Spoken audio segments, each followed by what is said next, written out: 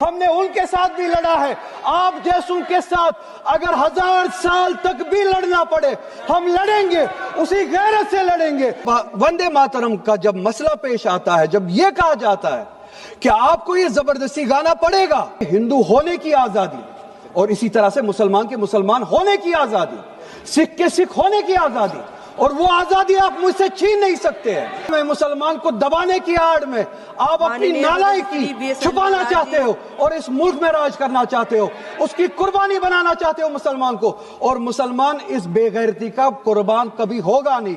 उसी जज्बे सदस्य श्री आगा राहुला मेहदी जी।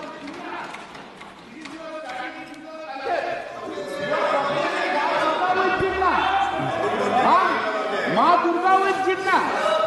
This is your Sanatani. Unfortunate. माननीय सर बैनर्जी दादा टाइम मिला है, मुश्किल से टाइम मिला है दादा, मुश्किल से टाइम मिला है, 2 मिनट बात करने दीजिए। मैडम चेयरपर्सन, बहुत बहुत शुक्रिया इस डिबेट में हिस्सा लेने के लिए जो आपने टाइम दिया।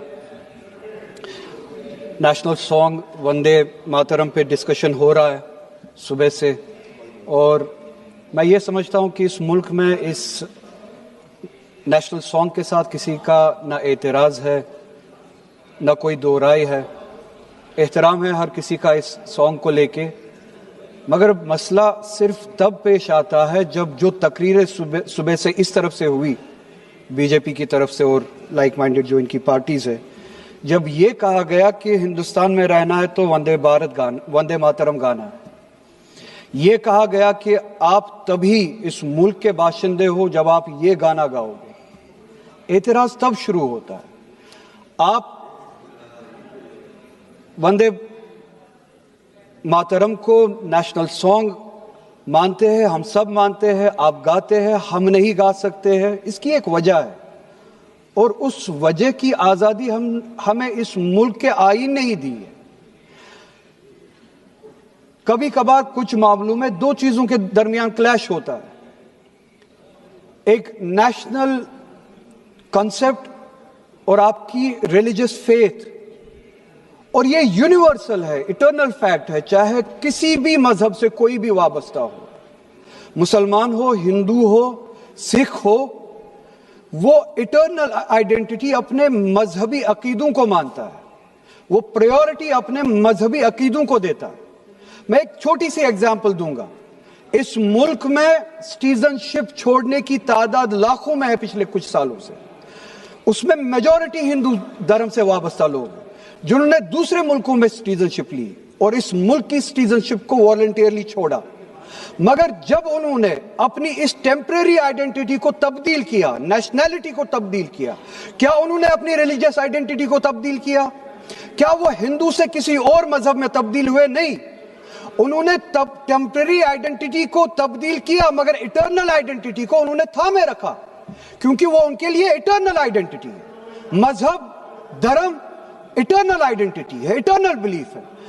हम कल सब चले जाएंगे इस दुनिया से, पासपोर्ट, आधार कार्ड यहीं पे छोड़ के चले जाएंगे।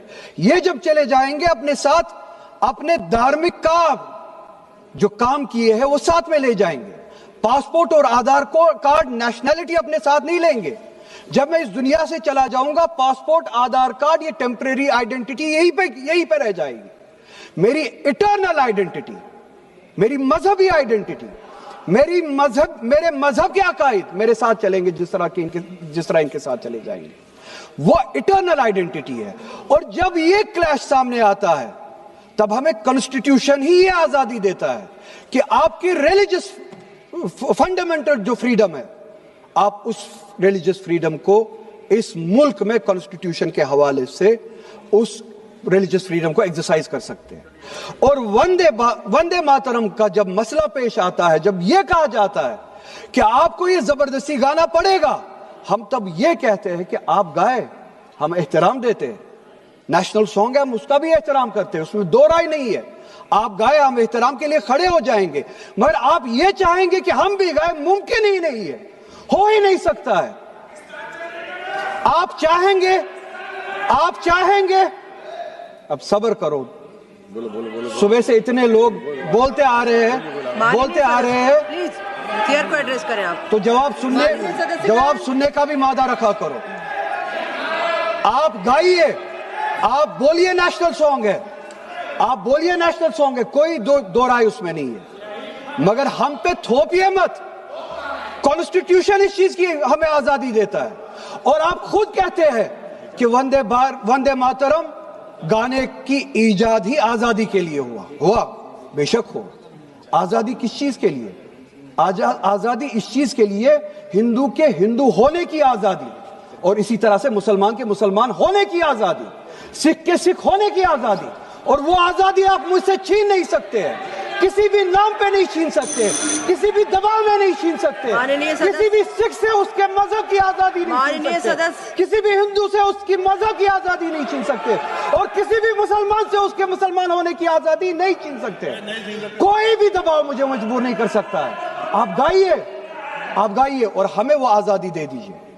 ये मजहबी आजादी मुझे आपसे दूर नहीं करता।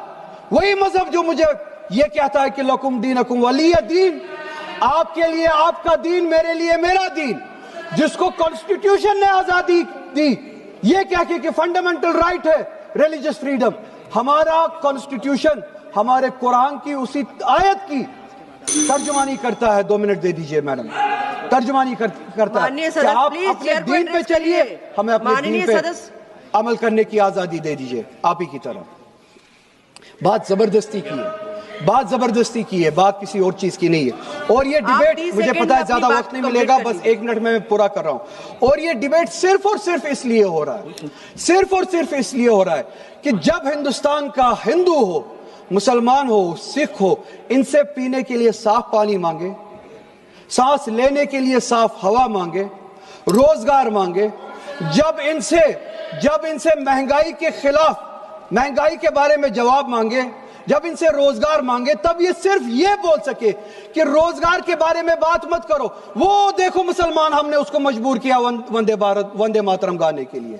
वो देखो मुसलमान, हमने उसकी मजहबी आजादी को खत्म किया। इस आड़ में, मुसलमान को दबाने की आड़ में आप अपनी नालायकी छुपाना चाहते हो और इस मुल्क में राज करना चाहते हो, उसकी कुर्बानी बनाना चाहते हो मुसलमान को। और मुसलमान इस बेगैरती का कुर्बान कभी होगा नहीं। हमने इस मुल्क की आजादी के लिए भी खून दिया है, और इस मुल्क में आजादी को बचाने के लिए भी अगर खून देना पड़े हम देंगे। हमने उनके साथ भी लड़ा है, आप जैसों के साथ अगर 1000 साल तक भी लड़ना पड़े हम लड़ेंगे, उसी गैरत से लड़ेंगे, उसी जज्बे। अब रिकॉर्ड भी नहीं जाएगा। பேரவை தலைவர் அவர்களுக்கு வணக்கம். என்னை பேச அழைத்தமைக்கு நன்றி.